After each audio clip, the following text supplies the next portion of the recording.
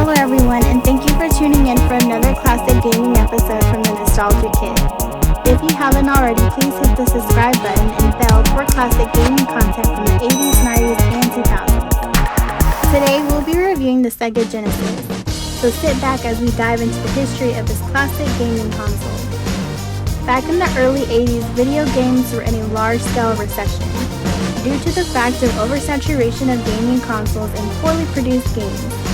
Video arcade rooms were popular at that time, but slowly losing steam also. When Pac-Man came out, it was one of the most successful arcade games of all time and becoming the most recognizable characters in gaming history. Atari got sole rights to produce this game on their system in 1981, hoping that gamers would buy the Atari just to play Pac-Man. But when consumers bought the game, it was nothing like their favorite arcade game. Many consumers were upset and asked for refunds.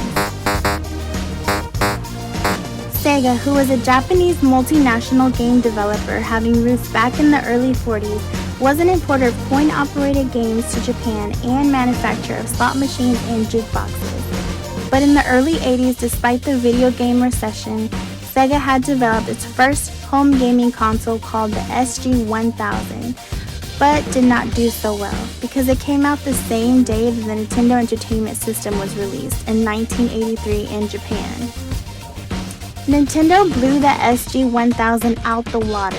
It could not compete with the NES. With games like Mario Brothers, Donkey Kong, and Popeye, the SG-1000 only sold 2 million units worldwide. So in 1986, they went back to the drawing board and created the Master System. But at that time the Master System was released, Nintendo was already still killing the competition with its new video game, Super Mario Brothers. By 1989, 1 out of 3 households in America owned an NES. Nintendo was definitely a juggernaut in the video game industry. So once again, SEGA went back to the drawing board and decided that they could not beat Nintendo if they didn't up their game. So in 1989, SEGA hit a home run with its new 16-bit console, the SEGA Genesis. Like a phoenix rising from the ashes of its failed systems, SEGA finally had a worthy competitor for the NES. It was the first true 16-bit console in a world of 8-bit consoles. It allowed them to make games that had more depth, better sounds, and overall just better graphics. There was no lagging or slowdowns. Everything was just fast and more fluid. But even with its new 16-bit gaming console, the SEGA Genesis was still a big question mark on the minds of many gamers. With titles such as Thunder Force 2, Ghouls and Ghosts, Space Harrier 2, and Revenge of Shinobi. But Nintendo still had a grip on the gaming industry with newly released games like Mega Man 2, Tecmo Bowl, and Teenage Mutant Ninja Turtles.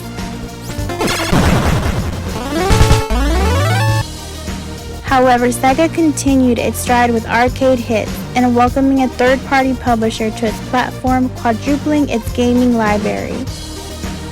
Altered Beast was the first in-box game to come along with the purchase of the SEGA Genesis. It was created by Makoto Uchida, who also helped design Golden Axe. Mr. Uchida was inspired by Ray Harryhausen, who helped create classic movies such as The Seventh Voyage of Sinbad and 1981's Clash of the Titans. Altered Beast was published by AMI, also known as Team Shinobi. Altered Beast is a beat-em-up arcade game released in 1988.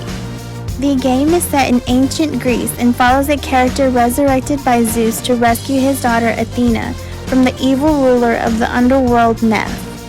In October 19, 1992, the issue of Mega Magazine featured Altered Beast, and it was named the worst game of the SEGA Genesis. SEGA really needed to step up their marketing campaign against Nintendo. They had to think outside the box with clever advertisements that would help them drive up their sales. So they came out with this commercial. 16-bit sports strategy. You can't do this on Nintendo Genesis does.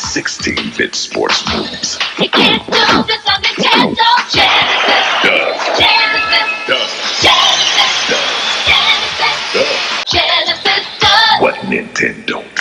Basically dissing Nintendo. It was competitive advertisement which didn't exist in the gaming world at that time. SEGA knew that Nintendo was a family-friendly gaming system that targeted young ones, so they went after teens and young adults. If you wanted to save a princess in a castle, then Nintendo was your go-to game. But if you wanted to pull someone's heart out of their chest, then the SEGA Genesis was your go-to gaming console. The SEGA Genesis began to gain ground on Nintendo, but something was still missing. SEGA decided they needed a mascot, just like how Nintendo had mascots in Mario Brothers, to get international attention.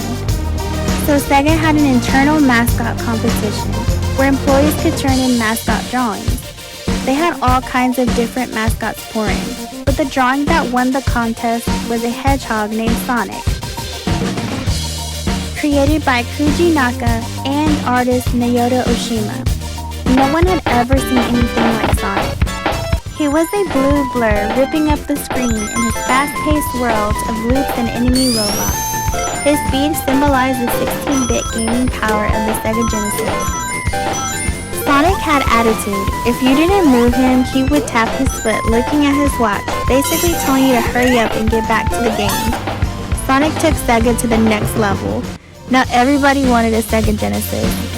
SEGA thought that if they wanted to compete with Nintendo, they would have to not only release great games, but also peripherals and add-ons to other games, which weren't so great.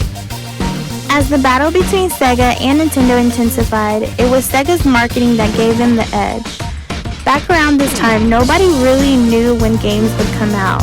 SEGA really pushed the process of hype and anticipation months before a game was released. Nintendo didn't really care putting hype into their games. SEGA even began to endorse celebrities in their games. They produced games like Joe Montana Football, Pat Riley's Basketball, and Michael Jackson's Moonwalker. SEGA figured out what Nintendo forgot. The whole point of having a home gaming console was to play arcade-like games at home. With games like Street Fighter, Mortal Kombat, Double Dragon, Streets of Rage, SEGA brought the violence from the arcade to your home, which became a huge issue to many people. In December of 1993, Senator Lieberman brought up a congressional hearing regarding video game violence. What happened as the result of this was the start of the Entertainment Software Ratings Board. The ETMA ratings that's on the bottom of every video game is because of the SEGA Genesis. This is when SEGA actually surpasses Nintendo, making them a more sophisticated alternative gaming console. Although SEGA was crushing their sales, the video game industry is constantly changing and evolving, and everyone has to keep up. But pressure mounts up. In 1993, the Atari released their 64-bit console called the Jaguar. Atari's powerful console sends a strong message in the gaming world, which SEGA took seriously. Under tight time restraints for the upcoming holiday season, and the back-and-forth disagreements with SEGA in Japan and its North American branch, they finally decided on an add-on for the Genesis. It was a mushroom-shaped box that was inserted on top of the Genesis cartridge slot, making the 16-bit Genesis to a 32-bit gaming console. Back in Japan, SEGA was secretly making their own 32-bit gaming console called the SEGA Saturn. SEGA launches a multi-million ad campaign to promote the 32X add-on, which seemed to look like it might have success because of the consumers' excitement, but the industry insiders were skeptical. Mainly because many knew that the SEGA Saturn would hit the market soon, so many critics began to question, if there was a new SEGA console in the works, what was the point of this add-on? When the 32X was released on November of 1994, the demand was fairly high. It costed $160 and sales were up, but the momentum died fairly quickly, mainly because of the games. Only 3 title games were available when the 32X launched. The games were rushed in production and it showed. Graphics and gameplay were terrible. Sales of the 32X dropped sharply from $160 to $99, and finally to a drastically reduced price of $19.99. On November 22, 1994, Sega launches their new 32-bit console, the Sega Saturn, in Japan. The initial sales were good, selling over 500,000 systems in the first month, thanks to its games like Virtua Fighter. The North American launch was to be the following year in September of 1995. A massive ad campaign was launched in North America to hype up this new system by showing its raw power. But Sega in Japan began to split because there was a new player in the gaming industry, Sony PlayStation, which Sega and Nintendo refused to work with. So Sony went solo in creating their own console. The PlayStation was beginning to outsell the Sega Saturn in Japan. So the president of Sega in Japan told its North American branch to launch the Sega Saturn in May, which was 4 months earlier than its intended release date. Even though the North American branch thought this was a terrible idea, on May 11, 1995, at the E3 Expo, the president of Sega's North American branch, Tom Kalinske, presented the Sega Saturn, and at the end of his presentation, he announced that the system was available immediately at several large retailers. The cost of the Sega Saturn was $399.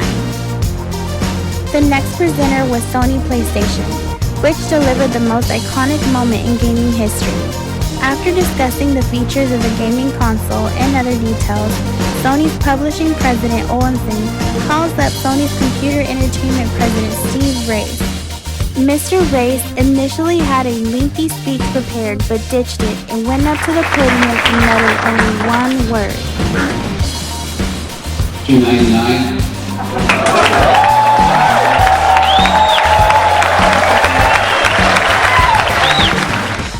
The Sega Saturn had a limited supply of games and a big price tag. Sega's early 4-month start resulted in chaos, with only 80,000 units being sold.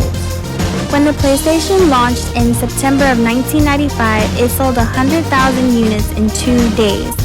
It was $100 cheaper and had much more launch title games. Sega never recovered from its Saturn failure. By 1998, the Sega Saturn was discontinued. Sega followed up in 1999 with their final console, the Sega Dreamcast. Although it was a huge improvement, it still had many shortcomings. The games for the systems were easily pirated. By 2001, Sega discontinued the Dreamcast and announced that they were no longer making consoles. However, the legacy of SEGA Genesis laid the groundwork for our now modern-day gaming industry. It was the first gaming console to give Nintendo a run for its money and inspire Nintendo to do better. So who are the victors here? We are, as gamers, because without Sega inventing new grounds in the gaming world, there's no telling where the gaming industry would be in.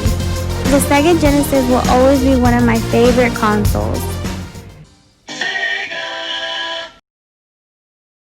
Well everyone, thank you for watching, and please let us know your memories in the comments below, and please subscribe for future content from The Nostalgic Kid.